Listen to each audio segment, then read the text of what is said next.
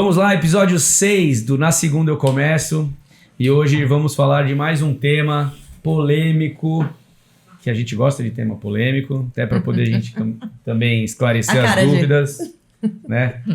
E falar um pouquinho mais da parte científica. E hoje o tema é terapias injetáveis. Terapia injetável é modinha? É revolução da medicina? O que seria terapias injetáveis? E aí a gente não vai usar os termos pejorativos das terapias injetáveis, porque a gente acredita muito nessa terapia.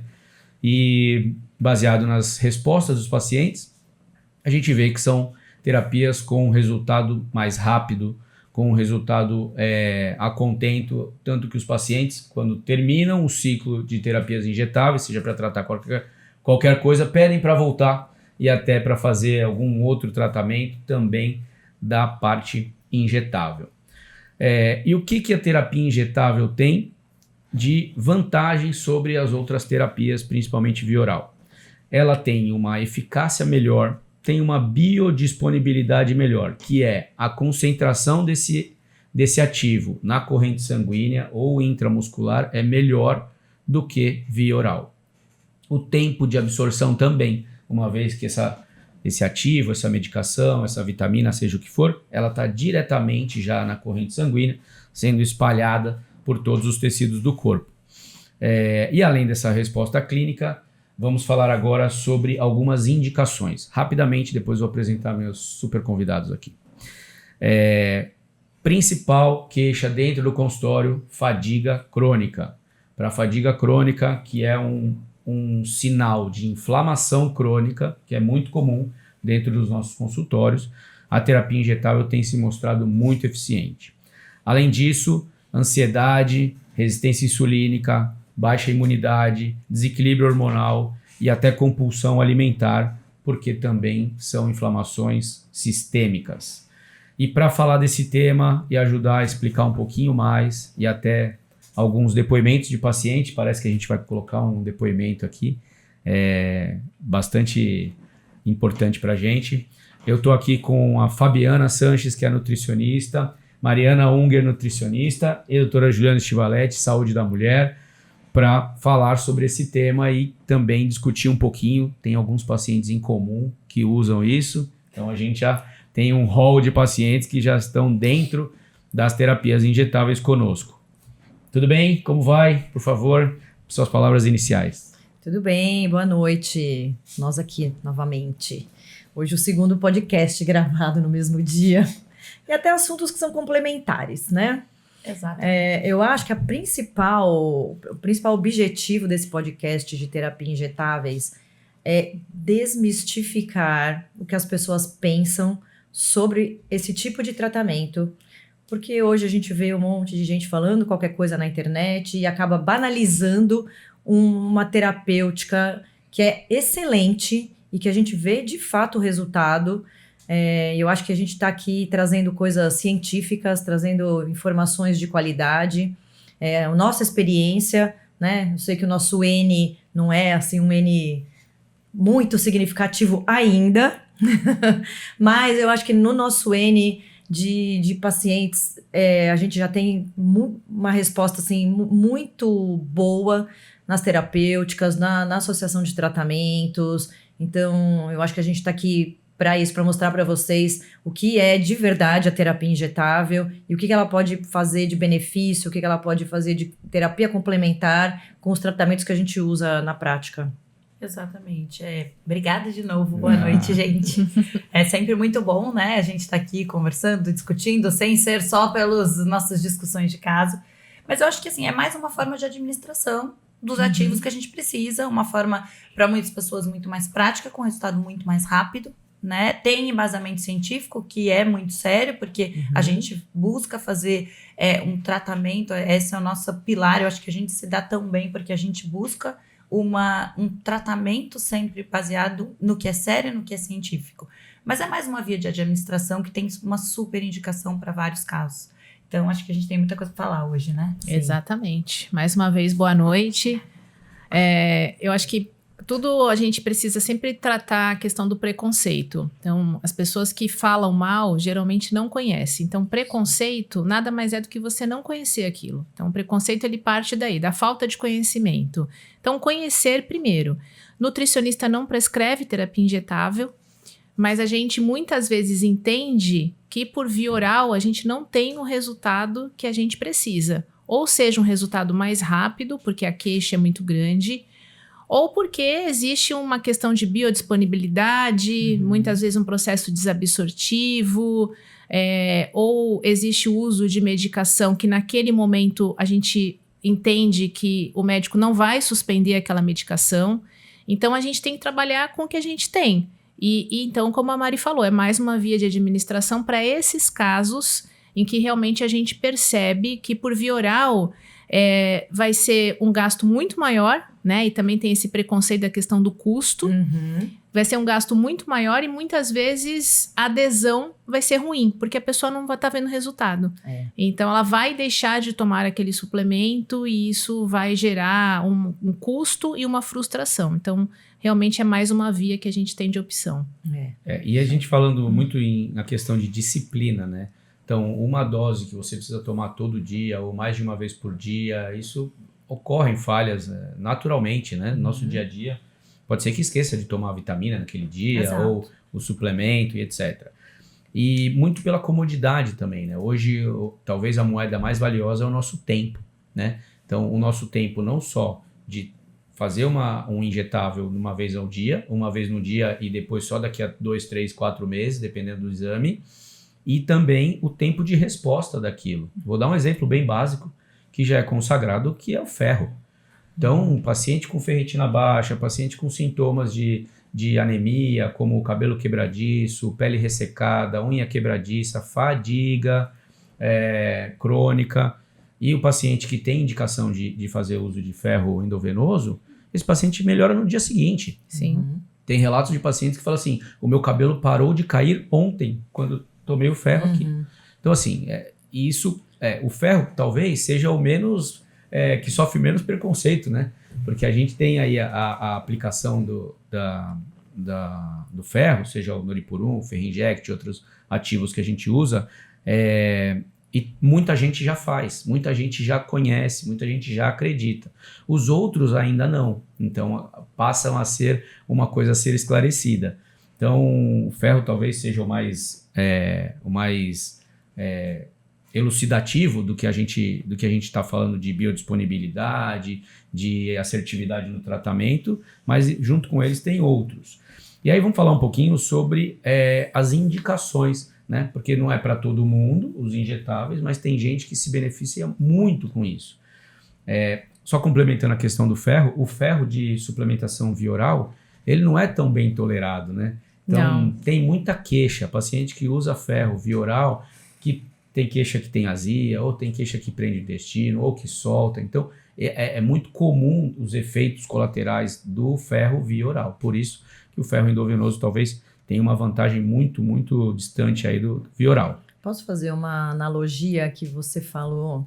E eu pensei, lógico, né, na minha realidade, da formas diferentes de administração, né? A gente tem isso, por exemplo, com os anticoncepcionais. Quando você vai ver uma tabela de faixa de índice de falha, quando você compara, por exemplo, uma pílula anticoncepcional com outro anticoncepcional que você não precisa tomar todo dia, que é de longa duração, ele tem maior eficácia. Por quê? Porque melhora a adesão. Melhora a adesão. Então, as pessoas já estão acostumadas com isso quando a gente fala em anticoncepcional, em métodos contraceptivos, e a gente está só falando de outra questão, mas com o mesmo olhar. Na verdade é isso, né? Então, eu acho que as pessoas precisam abrir um pouco a cabeça, conhecer coisas novas, sem o preconceito. Exatamente. Né? Porque é isso, as pessoas acabam falando mal ou por desconhecimento. Então, vamos hoje desconstruir isso, aproveitar essa oportunidade para mostrar o quanto de ganho a gente tem nos tratamentos, com as terapias injetáveis. Exato. E eu acho que o ferro é um exemplo, você começou com um exemplo incrível, né? Porque a gente tem, é óbvio que a gente tem hoje alguns tipos de ferro que são melhores, são mais aceitáveis, mas a gente pega, eu costumo falar no consultório muito isso, a gente, com tudo que a gente sabe hoje sobre saúde, sobre nutrição, sobre genética, a gente tem como deixar as pessoas funcionando não no álcool, a gente quer gasolina aditivada. É isso aí. Eu não quero, uma mulher, né? É uma coisa que eu falo isso pra minha mesmo. paciente, eu falo, gente, eu quero você trabalhando na tua química no máximo que eu posso te deixar. É. E é isso que a gente busca. E o ferro, a gente vê uma banalização, assim, uma mulher com uma ferritina de 20, 30, não tá tudo bem. Não tá tudo bem. Você tá trabalhando num nível, e aí é isso que elas relatam, quando elas fazem, e aí eu vou dar o ferro oral. Eu tenho que pensar várias coisas. Será que eu tenho uma microbiota que vai deixar esse ferro ser absorvido? Será que eu vou ter um trato gastrointestinal que vai aceitar esse ferro? Exatamente. O quanto esse ferro oxidativo, que a gente sabe que o ferro não é um mineral que a gente brinca com ele. Tanto que, assim, como ele é feito, como a aplicação é feita, como vocês fazem na clínica com todo cuidado, é outra coisa que a gente também tem que pensar. Então, a indicação de qual é a via, de onde ela vai ser aplicada, o que você vai fazer, tem que ser tudo muito bem feito. Sim, né? E o ferro, ele é um dos maiores exemplos que a gente tem, mas as pessoas já aceitam. Quando você tem um ferro muito baixo, não precisa mas, esperar assim, ter doença, não. né? Já instalada para você poder fazer uma medicação ou uma suplementação injetável. Você pode prevenir, Exato. né, a progressão da sintomatologia melhorando antes. E a gente também observa, quando a gente faz uma avaliação longitudinal, tomando como exemplo o ferro novamente, aquela ferritina, ela já se encontra abaixo de 20, 30 por anos. Então, uma terapia oral, que efeito que isso vai fazer? Né? Esse estoque de ferro no fígado já é muito baixo por muito tempo. Então, ela acostumou. Então, até você ter o efeito desse ferro oral, e muitas vezes vem já com prescrição de ferro e, por exemplo, um omeprazol. Né? Porque ela sente também desconforto, dor, essa queimação. Então, a gente sabe também que essa classe de medicamento tem uma alteração importante, que também a gente vai ter uma redução da absorção desse ferro. E a gente sabe que a gente vai esperar 6 semanas, 8 semanas, para a gente ver um resultado de uma ferritina que já vem baixa durante 3, 4 anos. Quantas vezes a gente não pega essa avaliação longitudinal que a gente fala, peraí, né? O que aconteceu até aqui? O interessante é que, assim, se ela toma o ferro com omeprazol, ela vai passar a ter deficiência do ferro e também da B12 agora. Exatamente. E ela já vem, às vezes, com a B12 baixa. também. Então, Geralmente. Assim, pra tocar nesse assunto, porque, assim, algumas coisas que a medicina convencional utiliza, que são, obviamente, comprovados como benéficos, né? Como inibidor de bomba de prótons, para quem tem indicação de inibidor de bomba de prótons, ele causa uma diminuição na acidificação do estômago e, a partir daí, nada é absorvido no estômago. Principalmente a B12 que a gente já falou, mas tem o magnésio, tem o zinco, tem vários outros componentes que são absorvidos no estômago, levando depois a uma alteração da microbiota, que é a disbiose. Então, a disbiose é o desbalanço qualitativo e quantitativo das bactérias e dos outros germes dentro do intestino. Alguns ajudam, outros nem tanto, né? Acho que para explicar genericamente fica bom. Quando essa disbiose acontece, ou seja, essa dificuldade de equilíbrio entre as bactérias no intestino, exige também uma deficiência de absorção dos nutrientes. Não estou nem falando de suplemento agora, estou falando de micronutrientes, de comida mesmo. Da vitamina que está dentro da comida, não é da... Porque a gente não pode esquecer dela, né? Exatamente. Eu falo que a gente tem que lembrar que a gente come. Só que a gente tem... Aí, eu acho que o buraco é muito mais embaixo, assim, a gente come, e mesmo quem tem uma alimentação perfeita e maravilhosa, hoje a gente tem o alimento também mais pobre. Então, quem precisa de mais, muitas vezes precisa, em alguns momentos, suplementar. A gente tem a história da polifarmácia, as pessoas tomam muita medicação. Inibidor de bomba de prótons é o que eles mais tomam. E uma das coisas que gera é inflamação de início, porção inicial de intestino, porque eu começo a não digerir tão bem proteína e eu tenho uma porção inicial de intestino mais inflamada, porque eu recebo um alimento que não foi digerido como deveria ser. E aí isso já começa, então não tem uma coisa que haja num lugar só, isso vai meio que tendo efeito sinérgico. Então a gente tem que ter esse olhar alimentar, né? Desequilibra tudo, né? Desequilibra. Então, quando a gente fala que o inibidor de bomba de prótons lá do estômago vai desequilibrar a flora intestinal, então correu tudo, né? Correu todo o tubo intestinal, todo o tubo gastrointestinal. E aí essa desbiose vai fazer com que o paciente não absorva o complexo B, o magnésio, o zinco, o ferro, o selênio, que são importantíssimos para a nossa oxidação, né? Para a nossa saúde anti-inflamatória, né?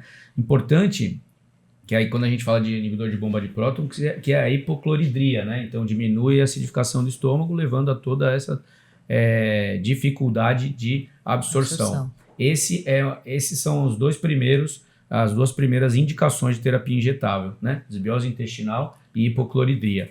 A terceira são as cirurgias bariátricas, né? Então o paciente que teve um desvio dali do trânsito intestinal dele também tem modificação de pH. Então isso também pode gerar e vai gerar, principalmente na parte gástrica, o principal componente, que é a B12, que a gente sabe que os pacientes bariátricos têm deficiência de B12.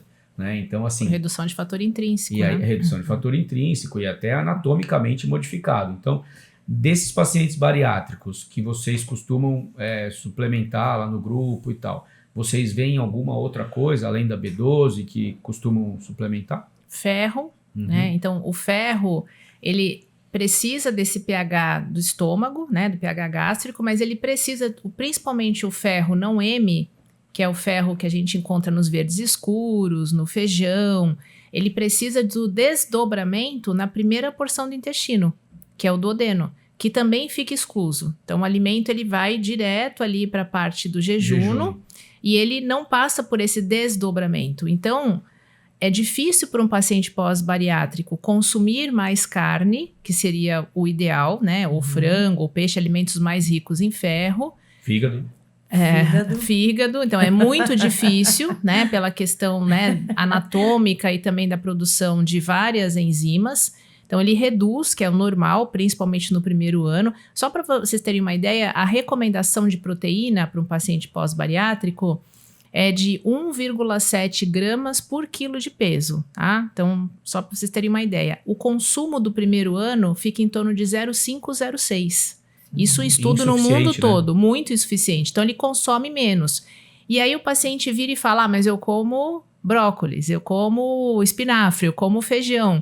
E ele não tem um desdobramento desse ferro, né? Então, ele não consegue abrir essa molécula para que esse ferro seja absorvido. Ele fala, mas eu tomo meu suquinho de laranja junto. Não adianta, né? Porque você não tem o local. Você tem um substrato, mas não tem um local. Então, ferro é algo que a gente tem uma dificuldade muito grande. Vitamina B12 pelo fator intrínseco que é produzido no estômago. E vitamina D, que é extremamente importante. Tem estudo de paciente que fez o bypass que reduz a absorção em 100% da vitamina D. Então, assim, aquele paciente que... Tem vitamina D. E aí, o que acontece com 2 anos depois de cirurgia, ele já vem com uma osteopenia, vem com uma perda de massa óssea. Porque ele, mesmo tomando vitamina D oral todo dia, ele não consegue ter uma absorção óssea e não consegue ter um osso mais firme. E depois de 2 anos, as 2 cirurgias, tanto o sleeve como o bypass, tem uma perda de massa óssea muito parecida por deficiência de vitamina D. E só acrescentando, né, a vitamina D, além da saúde óssea, né, osteomuscular, ela também é importante para a imunidade, ela é importante para a tireoide, ela é importante para a neuroproteção. Ela é quase um então, pró-hormônio. Vitamina D é a nossa queridinha. Ela vai ser um hormônio. Ela vai, eu sei. Hormônio D. A rainha da vitamina D aqui. Eu também sou. Assim, como a gente até chegou a comentar em episódio anterior, né, os pacientes têm deficiência de vitamina D. Mais de 60% dos pacientes brasileiros têm deficiência de vitamina D. É difícil suplementar com alimentação só ou com exposição solar. Não dá. Então, assim, se o paciente chega lá com a vitamina D de 20, 25, diz no valor de referência dos laboratórios que está normal. Mas não é normal. Mas não é normal. A gente sabe que vitamina D, o nível ótimo dela é entre 40 e 60. E isso é 40 e 60. E hoje, quando a gente pensa em polimorfismo genético, porque a gente dosa, né, e a gente suplementa a vitamina D na forma de reserva, que é a 25 vitamina D. Mas essa ação do núcleo celular, modulando expressão genética, protegendo de células cancerígenas, melhorando a resistência insulínica, tendo todo o papel que ela tem, que é o extraósseo, eu preciso ter na 1,25, eu preciso ter essa conversão na vitamina D ativa na célula. E tem pessoas que não têm essa conversão tão eficiente. Uhum. Então, eu entender que manter 30, 40 para essa pessoa no sangue, eu tô pensando em nível subclínico, tá muito ruim. A gente precisa melhorar isso e colocar lá em cima. E é difícil a gente... Então, eu falo que, por exemplo, para as mulheres, 50, 70 é o que a gente... A prevalência desse polimorfismo na população brasileira é enorme. Eu defendi a minha tese de doutorado em 2010 e a gente coletou dados de quase 1.000 pessoas em 2 momentos do ano, então no inverno, no verão. A gente tinha uma prevalência alta num país onde a gente tem, lógico que foi em São Paulo, não foi em Santos, lá a gente tem vários fatores que alteram também a absorção, poluição, tudo isso, a conversão. E a gente, no final, isso em 2009, 2010, a gente coloca que se eu pensar em efeito extraósseo, eu preciso de vitamina D acima de 40. Uhum. E hoje a gente já sabe que é até um pouco maior do que isso, tá? Exatamente. Então, é muito importante. E aí, muitas vezes, a terapia injetável é a única maneira que a gente consegue de garantir que a gente mantenha. E não é assim, eu tomei, melhorou, parou. Não, você tem que ter uma continuidade. Até porque o seu processo metabólico vai consumir, Exato. né? Exato. Então, Todos fazer esses uma cofatores. estratégia. E pensando até no que a gente tem como preconizado, estudos de protocolos para os pacientes, a vitamina D ela é aplicada junto com a vitamina A, E e K, que forma a sigla ADEC, né? Uhum. E a gente também faz com o complexo B, com vitamina B5, que auxilia a vitamina D a entrar na célula. Exato. Então, assim, tem ciência nisso, né? Isso é bioquímica, na verdade, né? O corpo tem uma sinergia, né? Eu Exato. dar uma vitamina isolada, eu gero um desequilíbrio de outra. Com certeza. Né? Então, a comida é sinérgica, tem tudo ali. Então, a gente Exatamente. tenta chegar nisso. Então, existe... A ciência está na bioquímica, né? Que geralmente a bioquímica está lá no primeiro ano, segundo ano da faculdade, né? E aí, depois que o pessoal se forma, esquece o ciclo de Krebs, esquece tudo. Não tem ATP, não tem mitocôndria, não sabe nem do que está falando. Então, é importante a gente saber que, assim, quem faz terapia injetável tem que conhecer muito de bioquímica, né? Tem que conhecer do corpo humano, tem que conhecer de deficiências e clínica, né? Clínica, principalmente. Outra coisa que dificulta a absorção quando a vitamina ou o suplemento é usado via oral é o uso crônico de medicações, não só do inibidor de bomba de prótons que a gente falou, como alguns anticoncepcionais, da parte da doutora Juliana, anticoncepcionais orais, e até metformina também. A metformina também altera essa absorção via oral. Nos anticoncepcionais orais, é muito comum ter essa dificuldade. Em usuária de anticoncepcional, principalmente pílula, né, via oral, de forma crônica, a gente vê um déficit importantíssimo nutricional. E aí, geralmente, essas pacientes com uso crônico de pílula anticoncepcional, elas têm uma inflamação, né? Porque esse uso desse hormônio sintético vai gerar alguns transtornos metabólicos e ela vai ter uma inflamação. Então, ela já tem desbiose, ela tem a inflamação, às vezes, subclínica, uma inflamação crônica. Então, ela tem déficit. É paciente que... E aí, vai ter déficit de vitamina D, vai ter déficit de vitamina B12, vitaminas do complexo B. Então, é muito comum. E isso atrapalha muito a questão da absorção dos nutrientes, até na alimentação mesmo. Sim. Então, isso é uma realidade. Tá. E uma outra coisa, na verdade, é uma barreira física, né? Que é a síndrome do intestino irritável, doença celíaca, doença de Crohn, porque eles têm um aumento da permeabilidade intestinal, né? E acontece que não absorve adequadamente. Então, esses pacientes cursam com muitos episódios de diarreia, cursam com dores, com cólica. Então, é um tecido inflamado do intestino. E ali não passa nada. E aí, o paciente que comeu, de repente, uma nutrição boa, fez uma suplementação via oral boa, ele acaba excretando tudo isso. E também são pacientes que se beneficiam muito de terapia injetável, são esses pacientes com doença intestinal inflamatória. E da polifarmácia também, acho que é interessante, porque a gente vê muito paciente que vem com uma prescrição muito longa de vários comprimidos para tomar ao longo do dia. E muitas vezes o profissional, o médico, o nutricionista, ele coloca o horário, porque quando a gente coloca o horário, é importante que seja naquele horário, porque a gente está pensando na interação com a comida, ou na interação das próprias vitaminas, ou na suplementação. E aí, o que acontece quando o paciente volta? Ele tá tomando tudo de manhã. Ele pega todas as prescrições, tudo que você colocou, e ele coloca ali de manhã. Não, em jejum. Ou às vezes em jejum. Mas não.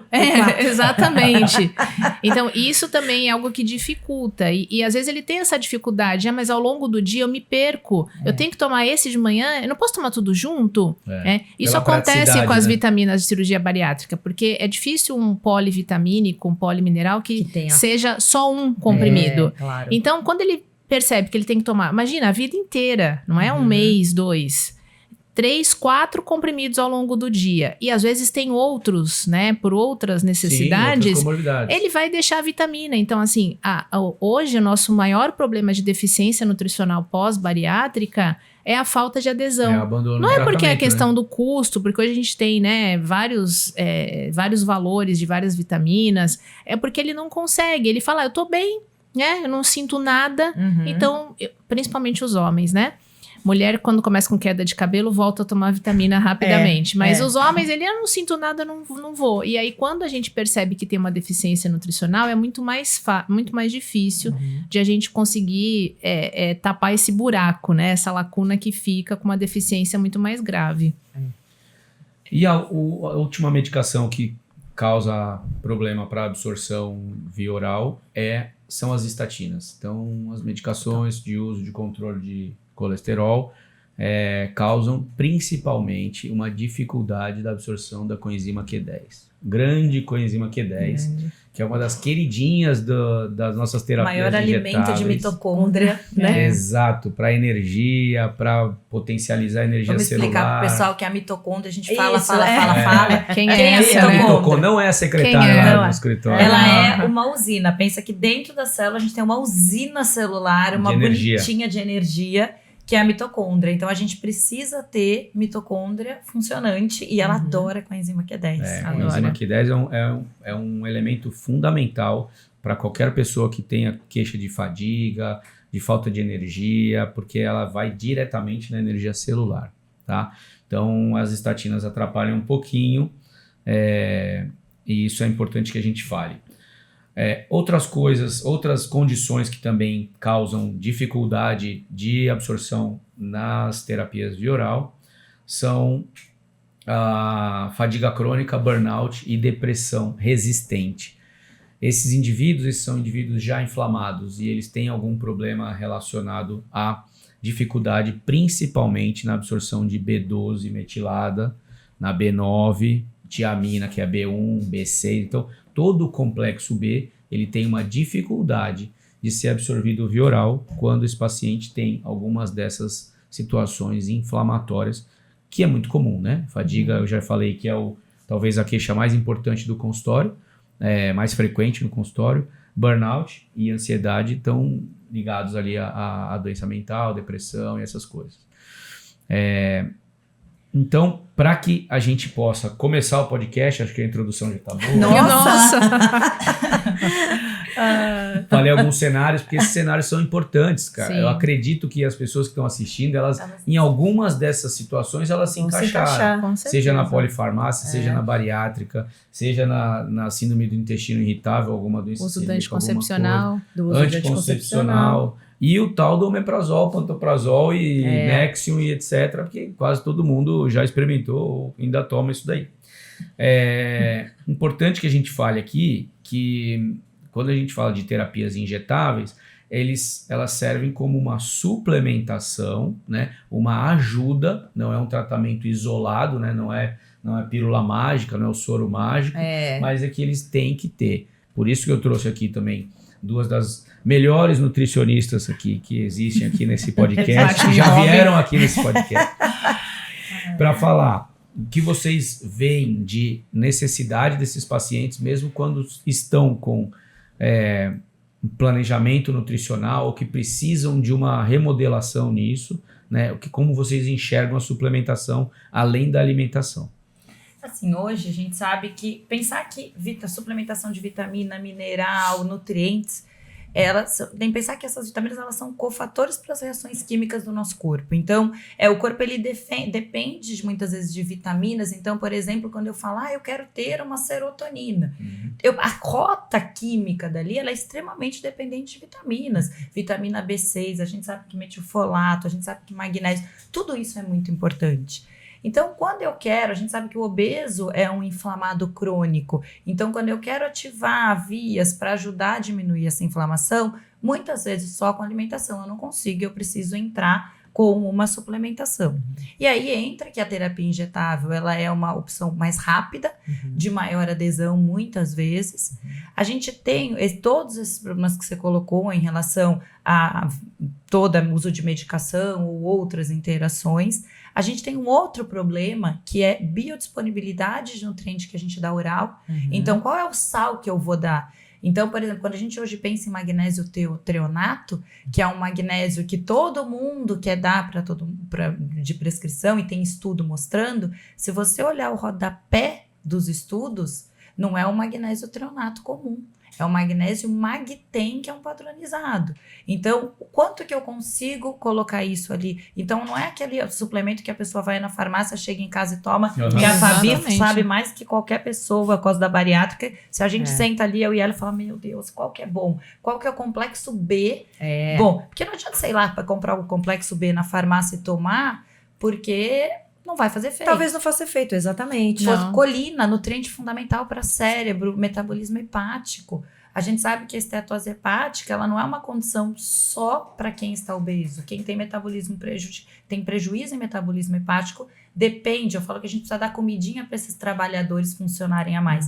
E, em geral, o que a gente tem nesses polivitamínicos não são bons, né, em relação à absorção. Até porque tem uma questão. Ela ama o cálcio. Até porque existe uma questão comercial, né? Então, quando o suplemento ele tem um apelo comercial, que ele vem de fora de farmácia, a Anvisa pede que a concentração de vitaminas e minerais seja uma concentração muito baixa, porque senão ele entra como um medicamento. Então, muito suplemento que a gente conhece, que o nome comercial, que está muito na boca, né, da maior parte da população, é um suplemento que tem doses muito baixas de vitaminas e minerais. E um custo alto, né, porque a propaganda é forte. Então, é muito difícil a gente, no Brasil, a gente pegar um suplemento, um polivitamínico, um polimineral, que tenha concentração mais alta, quando existe essa necessidade, e o substrato, o tipo de ingrediente. Então, você vai fazer um bolo, você precisa de ingrediente bom, não é só a quantidade, né? A quantidade de xícara. A mesma coisa é um suplemento. Então, por exemplo, da vitamina B12, que a gente mais encontra é cianocobalamina. E a gente, obviamente, prefere metilcobalamina. Forma metilada. O cálcio é a mesma coisa, né? O melhor, pensando não só no paciente bariátrico, mas de uma forma geral, por risco de calcificação extraóssea, é o citrato malato de cálcio. Então, é muito difícil a gente olhar. Então, muitas vezes o paciente ele não entende. Ele fala, mas esse aqui tá igual, olha, a mesma concentração. E é muito mais barato. E eu falo, pois é, mas eu vou olhar não só isso. Eu vou olhar, na verdade, às vezes eu nem olho a quantidade. Eu vou olhar o tipo de nutriente que é colocar. Faz toda a diferença. Toda a diferença. É igual a questão do ácido fólico e do metilfolato. Exatamente. Quantos anos a gente ficou prescrevendo ácido fólico para gestante, enquanto a gente nem sabia, e hoje a gente sabe, a parcela enorme da população que tem aquela dismorfismo genético que você não consegue. Exatamente. Então, hoje, depois da gente brigar muito, conseguiram colocar metilfolato nos polivitamínicos de gestante. Mas aí também, se você for olhar lá todos os outros componentes, é tudo em dose mínima. E às vezes a gente manipula, e qual é outro problema da manipulação? Porque aí vem 4 cápsulas para a pessoa tomar. Ela toma um protetor gástrico porque ela não consegue tomar. Gente, eu sou uma dessas pessoas. Você me dá 4 cápsulas todo dia de manhã, Não vai. É. Então, é essa adesão que melhora muito e é uma ferramenta maravilhosa, assim, para quem pode, para quem tem uma boa indicação. Não é ali, eu vou fazer um sorinho da beleza. Não é um sorinho da beleza. Isso, Né? isso. Então, Talvez isso que acabou atrapalhando Banalizou. bastante, né? Eu acho que isso Porque tudo acabou começa a virar banalizando. venda, né? A Exatamente. saúde, Virou infelizmente, virou venda. comercial. É. E a Então- questão aqui não é comercial. Não. A questão é a gente usar isso como uma proposta terapêutica mais eficaz, com maior biodisponibilidade, para ter um efeito melhor. Então a gente tem que usar com responsabilidade, não é um sorinho da beleza, Não. um sorinho da imunidade, É, um pós-ressaca. Isso na verdade nem existe, né? Isso É, criado nem foi existe. criado pra mesmo, poder, exatamente. para vender. Pra vender. Né? E assim, quando a gente fala de medicina, de ciência, de nutrição, então a gente explica, né? Por isso que até às vezes a gente gasta um pouquinho de tempo aqui para explicar uma coisa ou outra, um mecanismo ou outro, mas é justamente para identificar. O paciente, quando vai na clínica, vai no consultório, ele não sai lá só com prescrição de injetável. Não, Obviamente que ele claro vai que ter um não. suplemento via oral, ele vai ter uma proteína via oral ou alguma indicação para passar com algum colega, etc. Mas assim, o que a gente vê de resposta positiva para aquilo, né, nas próximas 24, 48 horas depois daquele injetável, a pessoa parece que tomou alguma coisa mágica, né? Então, assim, a gente... Botou gasolina aditivada. É, Isso, exatamente. uma pessoa gasolina fica. aditivada. E assim, aquilo ali é o teu motor, né? Aquele motor é o isso aí. seu. Ele Sim. só estava com uma gasolina ruim. É. E a questão dos suplementos vitamínicos via oral é muito frequente isso na clínica, no consultório. Eles têm uma dose muito baixa. Eles não têm dose capaz de aumentar absolutamente nada. Então, às vezes, o paciente traz os exames e me fala, olha, eu estou tomando isso, isso e isso de vitamina via oral. E aí eu vejo e falo assim, não é possível, porque não mudou absolutamente nada. Ou seja, o paciente gastou um dinheiro naquelas vitaminas, Exatamente. né? Porque a indústria fica colocando pilha em cima de comprar vitamina via oral e as marcas conhecidas e tal, e patrocina uma coisa, patrocina outra e tal. E o paciente não está funcionando para ele. Pode ser que para alguns funcione, mas... Mas às vezes a concentração é alta, o que mais chama atenção. Mas Mas a o gente sal é não... ruim. Exatamente, a gente não vê nenhuma o sal evolução. não tem qualidade, né? Se realmente... Não, eu Não tomo absorve, né? todo dia. E aí você E vai você falar acredita como? mesmo que Exatamente. Essa parte cerebral, a gente tem um monte de nutriente que, dependendo da forma, ele não passa pela barreira Barreira hematoencefálica. Uhum. Então, aí você acha que você tá dando, você acha que você tá fazendo uma prevenção e não tá. Uhum. Então, esse também é um outro problema. E muitas vezes o que a gente pode fazer, o que a gente faz eu tenho uma deficiência daquele nutriente maior, a gente corrige com endovenoso e depois você consegue manter uma dosezinha de Exato. manutenção. Uhum. É individualizar esse tratamento. Exatamente. Mas precisa, hoje o que a gente conhece, não dá pra virar e falar assim, tá funcionando, porque não tá.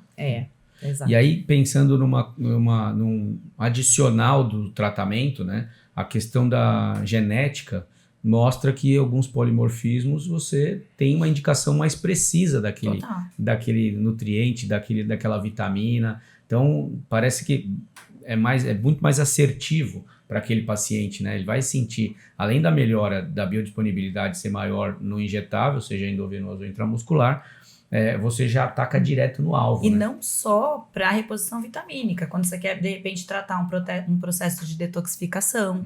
Às vezes você vê um paciente que tem muita via de detoxificação, até tem um polimorfismo genético que fala em metabolização de medicamento, né? Então, na hepático. E às vezes você dá muito suplemento oral, você está colocando esse paciente em maior risco de toxicidade. Isso. E porque não é só medicamento, eu tenho também a metabolização dessa vitamina no fígado. Então, a genética, ela ajuda muito a gente nisso. Tem paciente que a gente olha o teste genético e fala, meu Deus do céu, eu preciso correr, né? Porque as vias, o que a gente vê no teste genético, vamos dar o exemplo do ácido fólico.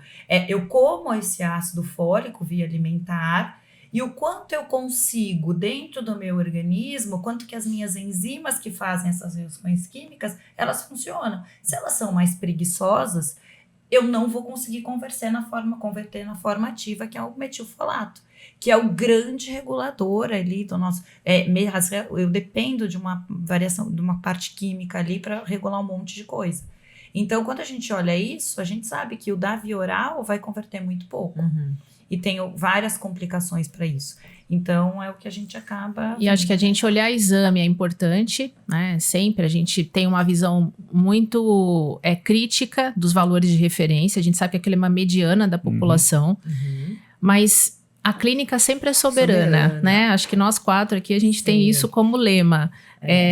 Se a pessoa reclama de cansaço mental, esquecimento, alteração de humor, dor muscular, formigamento. Então, você sabe que existe um sintoma relacionado àquele grupo de vitamina.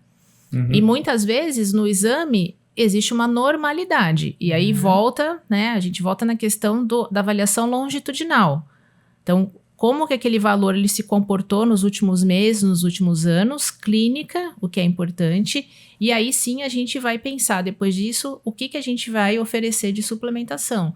E a Mari falou uma questão importante do polimorfismo, que a gente gosta bastante, que é o da colina, né? A gente percebe que a população brasileira tem muito polimorfismo, né, em relação a colocar a colina ali na forma ativa. E a gente tem uma dificuldade enorme na colina via oral. É verdade. Ninguém usa Tem acetilcolina, né? Que a gente tem Exatamente. acetilcolina, que ela é uma colina carregada com acetil-CoA. Então é tão químico o negócio que a gente fica... É complicado, então a gente precisa fazer... Eu, por exemplo, a Maria, dá para todas as minhas gestantes, colina. O quanto é importante na gestação. Importante para o bebê, inclusive. Pro bebê, formação neuronal. E essa semana a gente teve uma polêmica, porque uma das colegas colocou uma... Ela tá gestante e no Instagram dela ela mostrou tomando um soro e falando que aquele soro ia melhorar. É um soro do super bebê.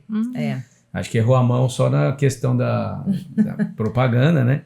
E ela ainda acaba gerando um barulho muito grande baseado nisso. Você vê como a propaganda poderia ser muito melhor. Ela falar algumas coisas, de repente, que sejam mais técnicas até, né? Mas não, ela falou que era o soro do super bebê e que aquele soro ia aumentar o QI do bebê.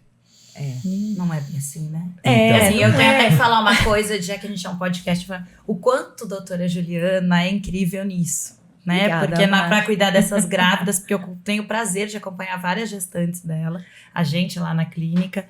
E assim, o quanto ela faz, por mais que ela saiba que tem muita coisa que ela fala assim, se eu colocar no soro vai ser mais rápido, o quanto ela só faz aquilo que já tem estudo e comprovação e científico, porque assim, essa coisa do super bebê, a gente tem que tomar um super cuidado. Então, é muito legal a gente ver esse olhar, porque a gente tem coisa que a gente fala, poderia fazer, dá vontade de fazer, né? Quantas vezes ela fala, dá uma vontade, mas assim, não tem, eu não vou fazer. Exatamente. Não dá pra brincar com saúde, né? Principalmente com gestante e bebê, a gente tá falando de um binômio. Exato, é muito sério. E mais importante do que isso é ter um aporte de segurança dentro da clínica para fazer isso. Então, assim, nós temos... isso é uma outra questão, medicações exatamente. De emergência, caso tenha algum efeito colateral, caso tenha algum evento adverso, né? Tem toda uma área protegida para remoção, caso precise. Então, assim, a gente não brinca, né, desse tipo de coisa. Não, é importante falar, eu acho que o pessoal que está ouvindo isso, assim... a gente está falando muito das terapias injetáveis, está desmistificando muita coisa, mas eles procurarem clínicas e atendimentos que são responsáveis, que têm esse olhar do cuidado, de ter, né, lá uma técnica de enfermagem, uma enfermeira, de ter um aporte de emergência se precisar. Tudo pode ter efeito colateral. Até qualquer Tilenol que você toma em casa, uma dipirona que uma você... S pode dar, né, você pode ter... O risco, né? Colocar o risco, por exemplo, de usar o ferro endovenoso, não é em qualquer lugar que você faz, não é em qualquer tempo que você corre. É muito sério o que a gente vê, né? A gente tem paciente, eu fui ali, tomei, correu em 15 minutinhos. Eu falei, essa semana eu escutei isso, quase me fartei. Mas sabe que isso é uma coisa que a gente também foi aprendendo ao longo do tempo, porque foi estudar. Porque quando eu fiz residência de ginecologia e obstetrícia, quantos noripuruns eu fiz em puérperas? E naquela época a gente não tinha esse olhar da prevenção. Então... Imagina uma gestante que já tá com o ferro baixo, que já tá anêmica, porque elas vão ficar anêmicas, né, fatalmente no 3º trimestre. E aí ninguém corrige isso. E aí parto, sangra. E aí, coitada, ficava anêmica no pós-parto, mas às vezes tinha que tomar transfusão de sangue e muitas vezes a gente prescrevia o ferro. E ninguém nunca explicou pra gente como era melhor fazer, qual era a diluição, o tempo de administração. Existiu o Noripurum intramuscular. Existia. Até bem pouco tempo atrás. Existia. Então a gente prescrevia conforme a gente Isso era não é uma medicação, ensinado. isso é um castigo, né? Quando a gente foi aprender e estudar o que pode administrar com o quê, qual é a interação, eu falei, meu Deus. Mas a gente E aí vai é sozinho, legal, o que porque vai a no gente glúteo? acaba reverberando esse conhecimento. Então, outro dia, por exemplo, eu fui passar visita na casa de saúde numa puérpera e eu vi uma outra médica que foi prescrever o Noripurum e ela prescreveu do jeito que eu também prescrevia. Eu falei, chamei ela de canto, falei, prescreve assim, é muito melhor, a paciente não vai ter efeito colateral. É isso, né? A gente tá aqui para aprender e para compartilhar conhecimento, porque isso vai fazer bem para todo mundo, para os pacientes, todo mundo sai ganhando, né? E a saúde é isso. É Todo isso. dia a gente aprende. Acho que um ponto importante para quem faz terapia injetável, né, para o paciente, no caso, é ele entender e conhecer a prescrição. Porque eu já atendi paciente que eu perguntei, o que você fez? tomou? Não sei, eu fiz um soro. O soro para me deixar mais ativo, com a memória melhor. Mas você não perguntou o que tinha no soro? Ou seja, se essa pessoa tem um efeito colateral, ela precisa ir a um pronto-socorro. Não E vai aí? saber. Exatamente, né? Tá. Então, isso é muito sério. Né? Toda terapia injetável precisa, né? Precisa de uma terapia de apoio, precisa do médico, do enfermeiro, precisa de uma ambulância se por acaso acontece alguma coisa. Porque a gente não sabe. E muitas vezes, por exemplo, tem gente que vai tomar Noripurum a primeira vez na vida. Exatamente. E mesmo sendo administrado da forma certa, ela pode ter algum efeito colateral. Claro. Pensar que uma picada de abelha pode matar uma pessoa, né? Pode. Então, Eu sou né? dessas. A Então, mina eu lá acho em que cima. a gente tem que ter muito cuidado, tem que ter muito respeito com as coisas, né? Isso aí.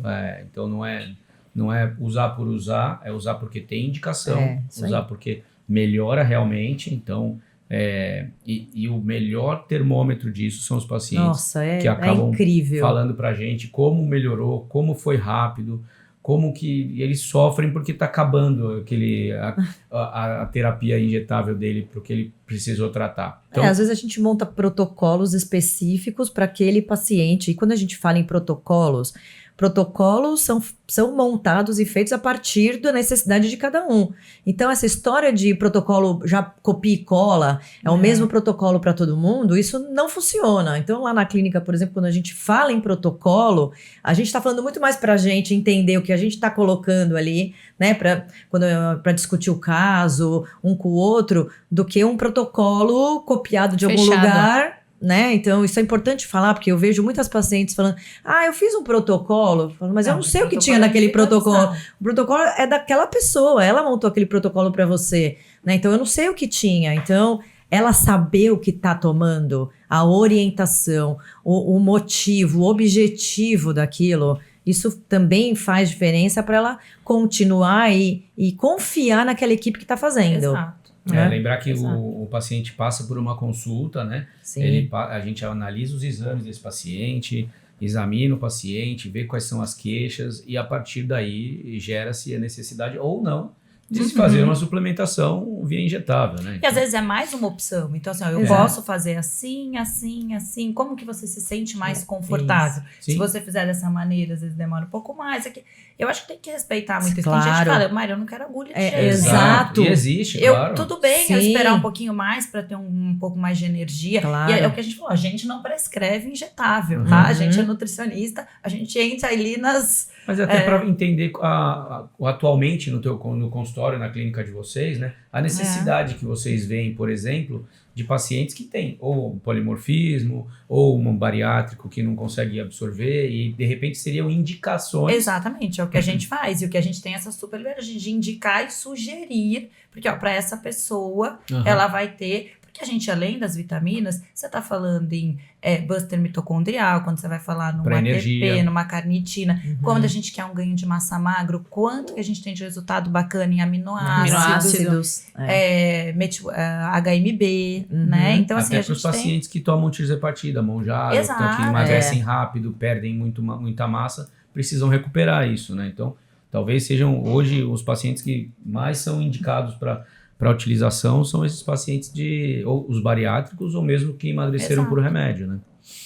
Ok, muito bem. Temos alguma alguma interação aí com o público. Então, Acho que lipedema também, né? Lipedema, Nossa, principalmente a paciente que muito. chega com um processo Bem inflamatório É. muito exacerbado, demora você colocar uma coenzima Q10, um resveratrol oral, você vai ter um resultado muito mais lento e ela também... geralmente essa paciente de lipedema, ela vem de um histórico já de tentativas, né, para redução de peso e muitas vezes é a inflamação que atrapalha essa perda de peso, essa redução de gordura, principalmente ali em membro inferior, na perna. Então, começar com uma terapia injetável, ela vai ter um resultado muito mais rápido de início para depois a gente conseguir entrar com uma alimentação que seja melhor, de fortalecer a questão de massa muscular. Então, nesse início também para o paciente de lipedema é bem interessante. E também, muito bem lembrado, Fabi, que você falou, porque a coenzima Q10, ela tem a forma via oral, né? Tem. E a forma via oral, ela é de 100 miligramas. E ela é exatamente igual a 100 miligramas da injetável. E a coenzima Q10 injetável é intramuscular, porque ela é oleosa, né? Então, e oleosa ela não dói.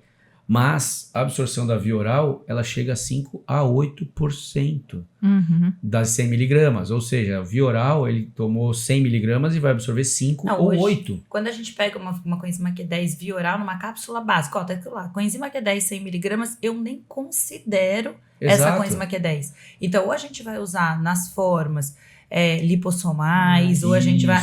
Porque não adianta a gente falar que 100 miligramas da que eu comprei na farmácia tá bebendo nada. Não, e assim, qualquer um compra qualquer coisa. Entra no site e viu alguém falando que é bom, vai lá e compra sem saber se aquilo faz efeito, se é pra ela, qual é a dose pra ela. Se tem indicação, né? É mais barato, é a mesma coisa, com esse Q10. Não é. É uma coisa que você não tá usando, você não tá melhorando nada. Então, a gente tem que ter esse cuidado também. A via oral é uma via muito difícil da gente explicar, porque cai nessa coisa da adesão, do custo. A gente trabalha muito com fitoterapia. Então, o fitoterápico hoje, a gente tem um padrão de fitoterápico padronizado. Quantas vezes a gente não recebe ligação, mas doutora, eu posso mudar essa prescrição? Não pode, porque eu coloquei o padronizado. Isso é muito legal de falar, porque às vezes a gente faz uma super prescrição e aí a pessoa, não consigo, tá muito custo. Consegue adequar? A gente vai adequar, mas a pessoa tem que estar ciente de que aquela adequação tem um preço. Ou a gente faz assim, não vai ter a mesma resposta, ou rapidamente, ou no efeito da totalidade que a gente quer, porque não tem milagre, né? Exato. Essa padronização é muito importante para ter resultado, porque senão a gente tá ali, e aí quando a gente faz o injetável já é um padrão, assim, na verdade ele já não tem muito para onde fugir. E é isso aí, gente. Então, olha, esse assunto vai longe, né? A gente não vai. Eu quero mostrar o depoimento dessa paciente. Posso, gente? Porque, olha, vale a pena a gente mostrar, porque a gente vê isso na prática. A gente já sabe, né? Já está estabelecido isso pra gente aqui. A gente veio, na verdade, mostrar para as pessoas essa via de administração, de tudo que a gente falou, mas, como o Arthur falou, nada é mais gratificante do que a gente vê quando a gente coloca energia e pensa no protocolo e conversa e discute o caso. A resposta do paciente de falar, eu tô ótimo, eu tô me sentindo bem, eu tô mais disposto, isso tá me ajudando, né? Então, vou colocar aqui, peraí. Nós vamos manter em sigilo a identidade da paciente, obviamente, ela na mensagem por voz, ela não fala quem ela é, mas ela, a partir de uma solicitação nossa, como é que ela estava, se estava bem, que é um follow-up que a gente faz na clínica para todos os pacientes. Aqui? Tá. E aí eu pergunto para ela e ela já... Aqui, né? Agora, sim. Ao vivo, gente. Sim, ao vivo. Ao vivo. Eu preciso responder na hora, porque é tanto WhatsApp que chega, eu respondo na hora, eu não respondo nunca mais. Eu tô me sentindo ótima, mas ótima mesmo, assim, com uma disposição maravilhosa. Os treinos estão indo super bem, aumentei a frequência de treino, aumentei a carga de treino. E assim, eu tô conseguindo fazer progressão de carga na academia, então eu tô muito feliz. Tô me sentindo bem disposta, bem animada. Assim, fez uma diferença absurda. O que depende de mim é a boca, que é bem mais difícil. Aí por isso que ela vai para pessoa nutricionista. consciente. Tá, sim, dificílimo. Até remarquei a doutora nutricionista, porque eu não ia chegar lá com grandes progressos nesse sentido. Consciente. Mas dos injetáveis, eu não tenho o que falar, assim. Eles estão maravilhosos. Eu tô me sentindo mais desinchada. Todo mundo olha pra mim e fala que eu tô mais fininha, sabe? Assim, porque, de fato, assim, eu tenho um grande inchaço, eu tenho uma grande retenção de líquido, né? Então, eu percebi que os injetáveis fizeram toda a diferença nesse quesito de desinchar e no quesito da disposição. Nossa, não tem comparação, assim, quem eu tava e quem eu tô agora. É outra coisa, assim. Os treinos estão, assim, indo de vento em polpa. Tô muito, muito feliz com os resultados. Então, Aditivou, né? Ah, eu queria acrescentar, né, que já que eu tô dando um feedback, não é questão de balança, é questão de me sentir melhor, de me sentir mais disposta, de me sentir mais animada, de olhar no espelho e gostar do que eu tô vendo. A balança não mexeu, mas assim, não fez diferença, porque mudaram outras coisas, mudou por dentro, mudou a disposição, mudou o que eu tô vendo no espelho, em questão de desinchar. Então, assim, eu tô bem feliz. Podia estar melhor? Podia, se eu conseguisse regrar a boca. Mas eu sou muito ansiosa. E o estresse do trabalho acaba. Ela vai. Porque isso vira uma cascata. Ela vai. caminho do sucesso. Então, Mas assim, tem coisa melhor do que a gente só pra- receber isso? Só para contextualizar, né? Ela chegou na clínica fadigada, sem vontade de ir para academia, sem energia, que não estava sentindo efeito de nada, porque a academia que ela estava indo 3, 4 vezes na semana, estava infeliz, agora vocês percebem, né, que ela estava, e ela não... eu só perguntei para ela como que ela estava depois do tratamento. Ela já fez acho que 4 ou 5 semanas de tratamento com injetáveis, e ela... quase que espontaneamente deu esse feedback. E hoje pedi para ela mais cedo, falou, a gente vai gravar um podcast, será que eu posso colocar teu depoimento? Porque tá tão legal o teu depoimento, tá natural, né? E assim, e isso vai de repente até fazer com que outras pessoas se animem para poder também se gostar mais, como ela fala. Estou entender o que tá faltando. Exato. Eu regulei os hormônios também Isso que eu ia então falar. não é só a gente repor isso. injetável, tem todo um Eu acho que isso contexto envolvido. Eu acho que isso é importante a gente deixar claro. Vocês têm uma clínica com muito suporte e vocês não precisariam do injetável, né, para fazer a clínica rodar. Uhum. Então, vocês colocam isso como uma opção de suplementação. E a gente também, quando a gente indica um suplemento ou a gente pede para ir até a clínica para vocês avaliarem para fazer algum injetável, que a gente não tem nenhum conflito de interesse nisso. Nenhum. A gente não precisa também, né, desse ponto para a gente ter um volume de paciente maior ou algum ganho em cima disso. Então, acho que isso é importante, porque essa banalização do soro, da beleza, da alegria, da felicidade, vem de muita clínica que precisa disso para girar. Sobreviver. Que faz Exatamente. disso o core. Né? Exatamente. O core da clínica é vender e pra soro. gente, né, não é. Exato. Isso. Não, isso é mais um auxiliar terapêutico. Eu acho que é uma ferramenta importante. É uma ferramenta, isso. Que ela leva com que o paciente chegue nesse estágio de agradecer, que não mudou na balança. Você vê que ela falou? Ela não mudou na balança, mas eu estou me sentindo melhor. Estou mais feliz, sim. mais desinchada. Caramba, isso é... É Quem isso não que a quer gente isso, quer. né? Você provavelmente está trabalhando com a inflamação. Aham. Tá? Sim. Porque assim, o que a gente tá? A gente tá fadigado, a gente tá inflamado, as pessoas estão cada vez mais. Sim. Isso vira uma bola de neve. Exato. Porque aí assim, aí ela vai comer para tentar compensar, porque quando ela tem dor, quando ela tem... E não é só dor física, a dor emocional Exato. leva a comer, porque a hora que você Frustração, come, né? você... E aí você come, aí você tá fadigado, você não vai fazer exercício, aí você não dorme bem. E vira uma bola. Isso e quando aí. você dá um suporte, começa a ficar mais fácil. É isso. Tá? E às vezes ela é uma paciente que nem tá com medicação, né? Ela tá Não, só com, não tá com só medicação. É isso. Às vezes aquela paciente, a gente tava até falando aqui no intervalo, que não tá com medicação para emagrecer, não tá com nenhum análogo, nada disso. Às vezes ela precisa modular a parte metabólica desinflamada, dela Exatamente. para depois... Mas nas doenças mesmo. Nas doenças. Eu, então, que trato um paciente com endometriose, com adenomiose, com síndrome de ovário policístico, infertilidade.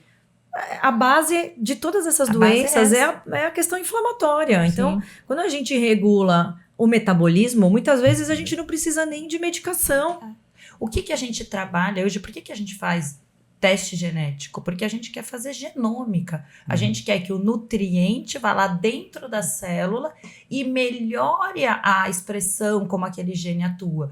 Então, a gente faz isso com comida, a gente faz isso com suplemento, a gente faz isso com nutriente, né? Porque senão não teria sentido nenhum a gente falar se tem mais risco, menos risco. Eu não posso te ajudar a te dizer. Exato. É porque não é um diagnóstico, né? Não é um diagnóstico, né? Então, a gente quer isso.